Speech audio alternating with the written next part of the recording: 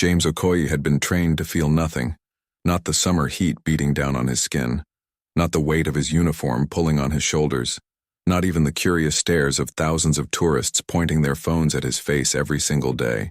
As a royal guard standing outside Buckingham Palace, James had one job: stand still. Do not react. Stay strong. He had done it perfectly for 3 years. James was proud of his job. Behind the red coat and tall black bearskin hat was a soldier, a man who had trained in silence for years.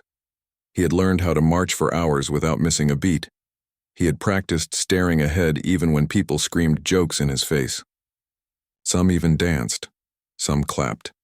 Some tried to make him smile. He never did. Because James believed that real strength wasn't loud. It was quiet. It was still. That day started like any other. James stood beside the golden gates, holding his rifle. In position, his face set like stone. Families gathered around, children giggled, cameras flashed. London was alive. He didn't know that his biggest test was walking toward him. Liam Reynolds was not a bad man. At 27, Liam was well known in Birmingham as a disciplined martial artist. He had trained since age 15, held a third-degree black belt in Taekwondo, and taught kids how to break boards and build confidence. Everyone at his dojo respected him. He moves like water, his students used to say. Calm, fast, strong. But that day, Liam wasn't in a dojo. He was on a weekend trip to London with his old friends, Josh, Aaron, and Malik. They had taken a break from their busy lives. The plan was simple: food, sightseeing, fun, and fun often turns into foolishness. Josh saw the guards first. "Let's go see the Queen's men," he said, pulling out his phone. "They don't move, right? Let's test that." Liam laughed nervously. "They're not robots," he said. "They're soldiers." But the crowd was already excited. Other tourists were pretending to salute the guards, making silly poses, laughing loudly. It felt like a carnival, not a palace. Aaron started dancing near a guard. Malik filmed everything. "Come on, Liam," Josh said, pointing at James. "You've got a black belt. Show us a kick. Just a clean air kick near the guy, won't even touch him." Liam frowned. "That's not respectful. These men are trained to stand for hours without reacting. I can't mess with that." Josh grinned. "It's just air, bro. No contact. You've got control. You're the master, remember?" That word hit Liam. Control. He had trained to control his body, to stop a kick within an inch of someone's face. He had done it hundreds of times at shows and camps. What harm could it do now? People in the crowd turned to watch. Some cheered. Phones were up. Even a tourist from Brazil shouted, "Do it!" Liam's heart beat faster. He didn't like the feeling. But his ego said, "Just one kick, show them who you are." So he took a deep breath and stepped forward. James saw him coming. He didn't blink, didn't flinch. But he noticed every movement. The man was tall, sharp, focused. James had been trained to read body language. And what he saw told him this man was trained too. His steps were too light, his shoulders too still. He wasn't just another silly tourist. He was a fighter. Liam stood 6 feet away. The crowd was silent now. Josh held up the phone. Liam bowed slightly. Habit. Then, fast as a whip, his leg lifted into the air. A high, elegant, spinning kick. It was supposed to stop just short of James's face, but something went wrong. The wind shifted.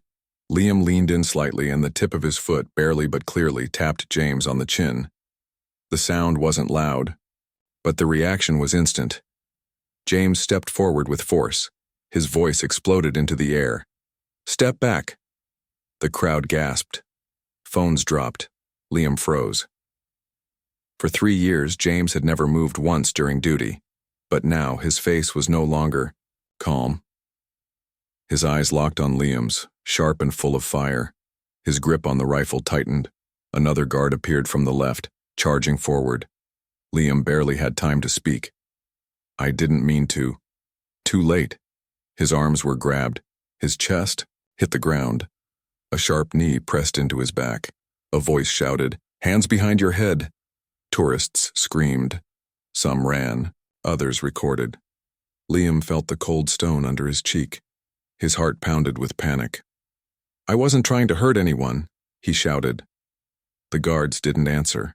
2 more officers came running. Within seconds, he was handcuffed, lifted from the ground, and walked across the palace gates like a criminal. His friends watched in shock. Malik dropped his camera. Josh's mouth hung open. "I'm sorry," Liam whispered. "I didn't mean..." But the officers weren't listening.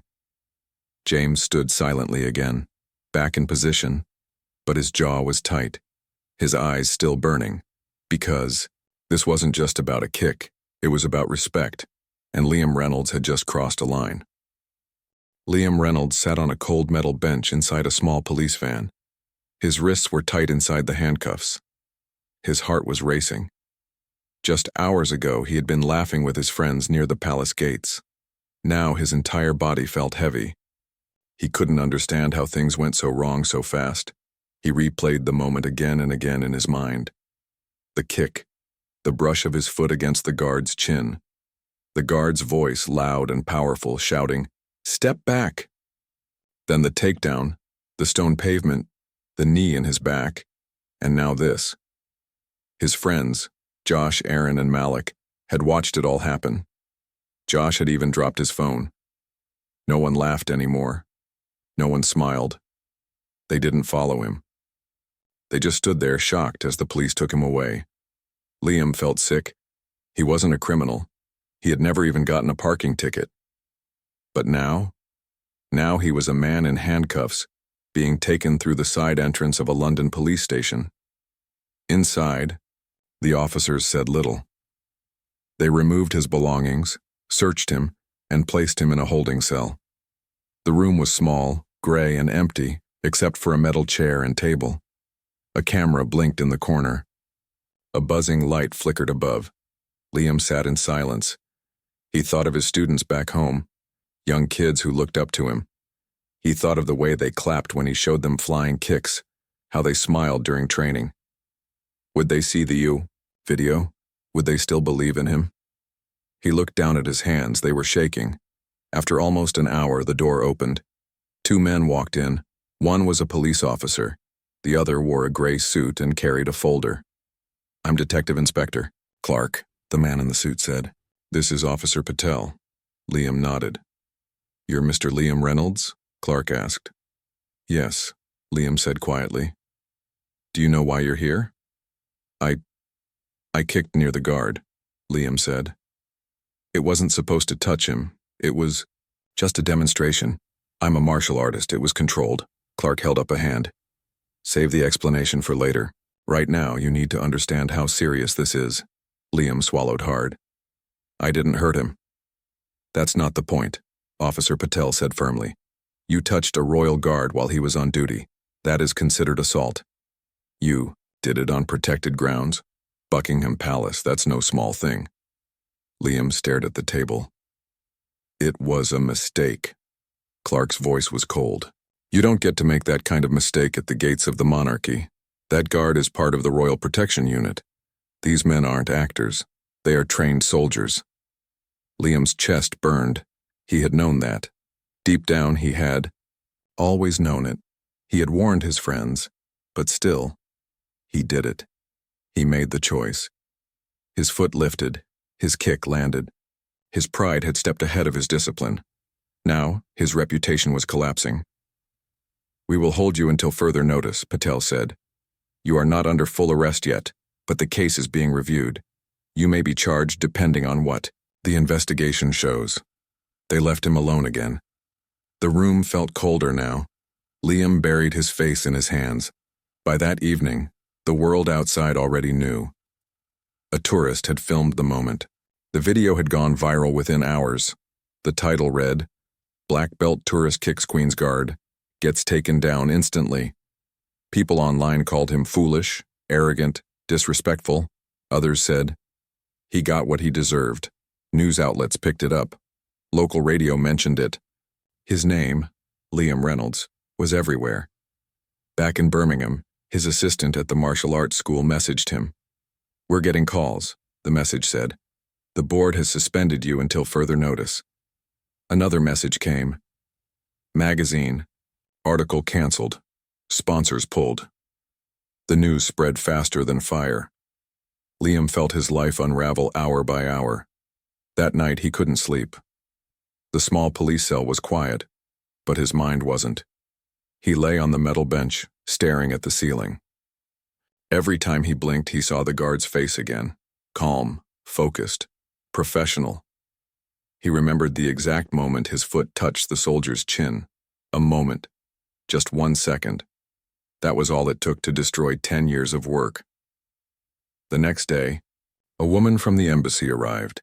She offered support, told him to stay calm, and advised him to contact a lawyer. Since his mother was Canadian and he held dual citizenship, there were some protections, but not enough to erase the damage. That afternoon, Liam was released on temporary bail, but his passport was taken. He was ordered to remain in London. He was banned from royal zones, and he was told to report to court in 2 weeks. He stepped out of the police station alone. The streets of London no longer looked bright. They looked cold. People walked by laughing, but Liam felt like he was walking through fog. He checked into a small hotel, trying to stay low. He turned off his phone. The news didn't stop. The comments didn't stop. The guilt didn't stop. He looked in the mirror. He didn't see a black belt. He didn't see a teacher. He saw a man who had forgotten his own lesson. Control. It wasn't just about stopping your kick. It was about stopping your pride. Stopping your ego. Stopping yourself before you made the kind of mistake that could follow you forever. And Liam had failed. Liam Reynolds woke up early every morning, just like he used to for training. But now there was no training, no dojo, no students, no reason to stretch, no reason to prepare. He sat on the edge of his hotel bed in silence. The room was small and quiet, but his mind was loud. His thoughts came like waves. Guilt, shame, regret. They kept crashing into him, again and again. The court hearing was still days away, but the damage had already been done. The video of him accidentally kicking the royal guard had gone viral. It was shared on every platform: Twitter, Instagram, YouTube. He didn't even post it himself. A tourist had filmed the whole thing and uploaded it without warning. The title stung: "Black Belt Kicks Queen's Guard, Instantly Taken Down." The video had more than 500,000 views. Comments poured in. "Disrespectful fool. Arrest him forever. He should lose his black belt." Even worse were the memes. Someone made a clip of his face with the words, "Master of Embarrassment." He had become a joke. Liam didn't open his phone much anymore. He couldn't. Every message reminded him of who he used to be and who he was now. His assistant instructor back home called.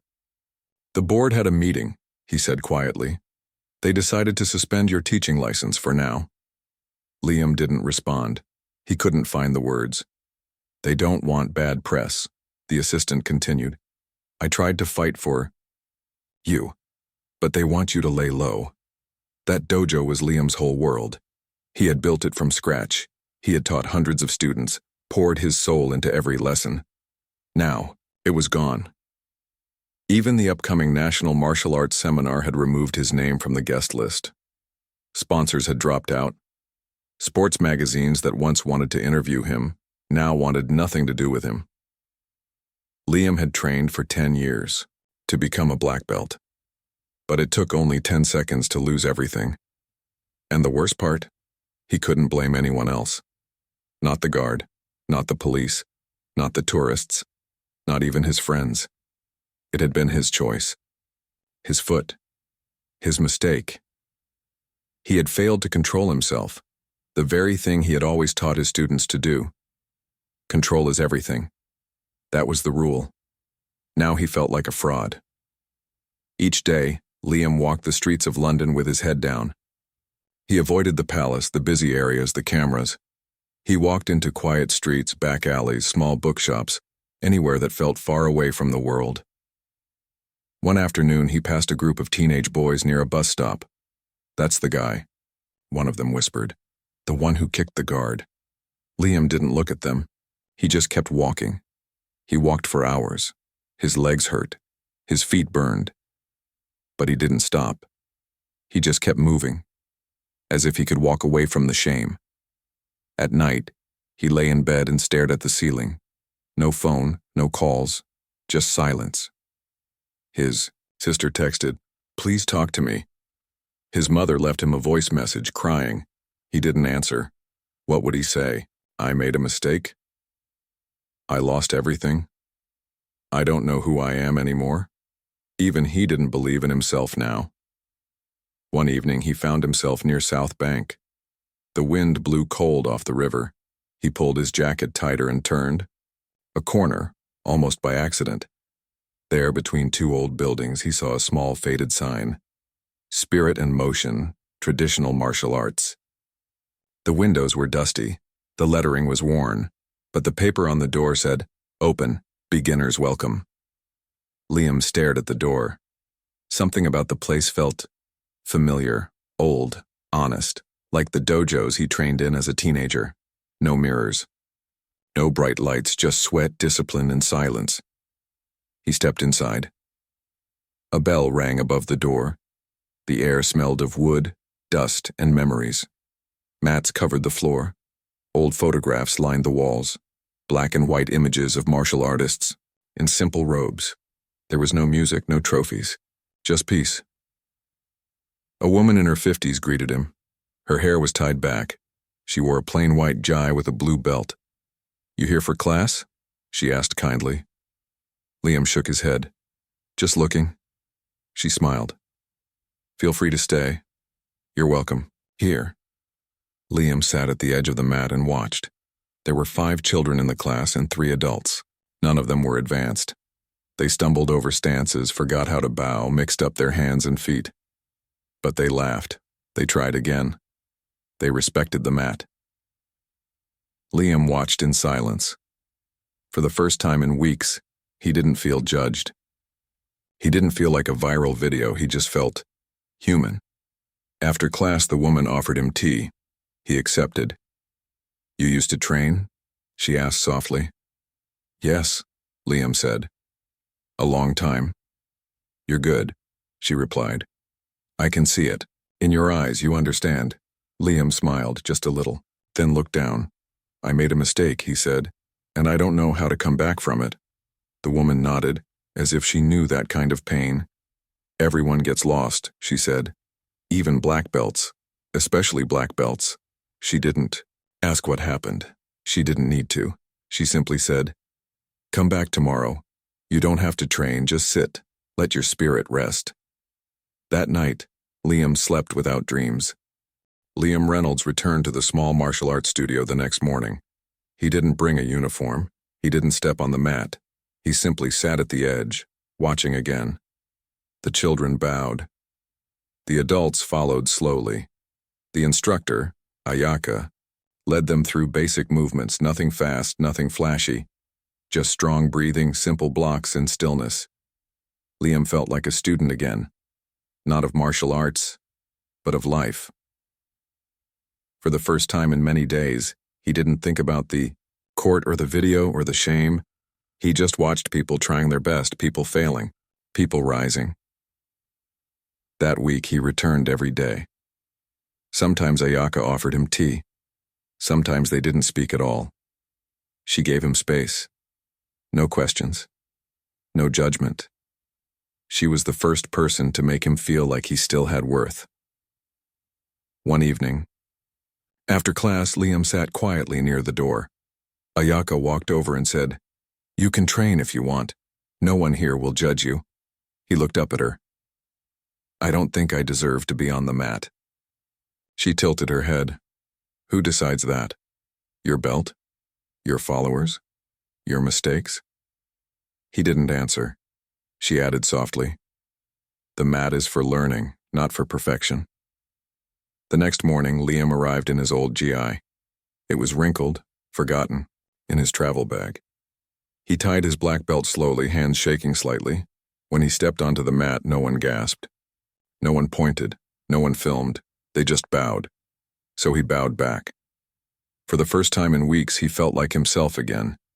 Not because he was wearing his belt, but because he was quiet inside, focused, present. Training didn't erase the past, but it helped him stand up inside it. He started slow. He helped with warm-ups. He corrected a child's footwork. He smiled when an older man finally nailed a block he'd been struggling with. Ayaka watched it all. "You're healing," she said one evening. "But there's one more step left." "What step?" he asked. "You need to face what you ran from." He knew what she meant. The court date. 2 weeks had passed, and it was time. On the day of the hearing, Liam dressed in a simple gray suit, no tie, no flash, just neat and respectful. He walked into the courtroom with a calm heart, not because he expected a light sentence, but because he was ready to accept whatever came. He had learned to bow again, not just in body, but in spirit. His lawyer stood beside him, a quiet woman who had helped him prepare. The judge entered. The room became still. Liam spoke only when asked. He didn't deny what happened. He didn't say he was a victim. He didn't blame the crowd, or the phones, or the pressure. He said something simple. "I made a mistake. I let my pride guide my body. I forgot my own teachings, and I take full responsibility." The judge looked at him for a long time, then he gave his decision. There would be no jail, because there was no injury, no violent intent, and Liam had shown honesty and remorse. But there would be a fine, 10,000 for misconduct on royal grounds. There would be a ban. Liam could not enter any royal or government areas for 2 years. And there would be a record. His name would appear in public misconduct files. It was more mercy than Liam expected. Still, he felt the weight of it deeply. He walked out of the courthouse in silence. Outside, a few reporters stood waiting. One called out, "Do you have anything to say, Mr. Reynolds?" Liam stopped. He looked at the camera, then said, "Respect is not a game.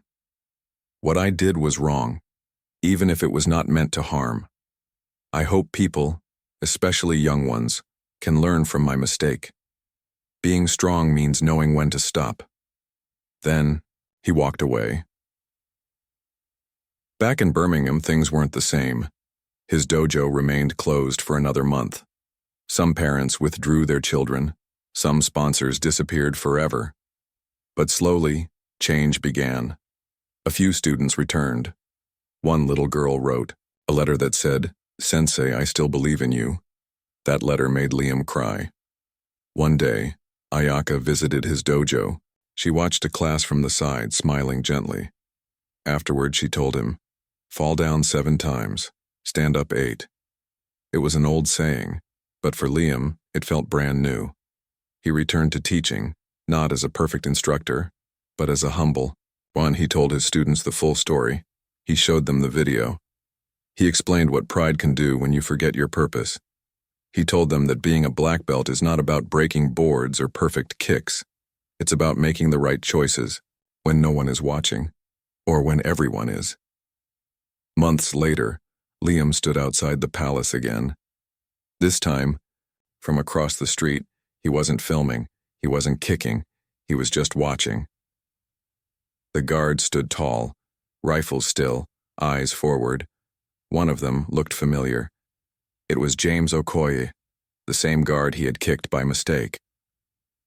Liam placed his hand over his heart and gave a small, silent bow. James didn't move. He didn't blink. But his eyes softened, just for a second. Liam turned away, smiling quietly. He didn't need forgiveness. He had already forgiven himself.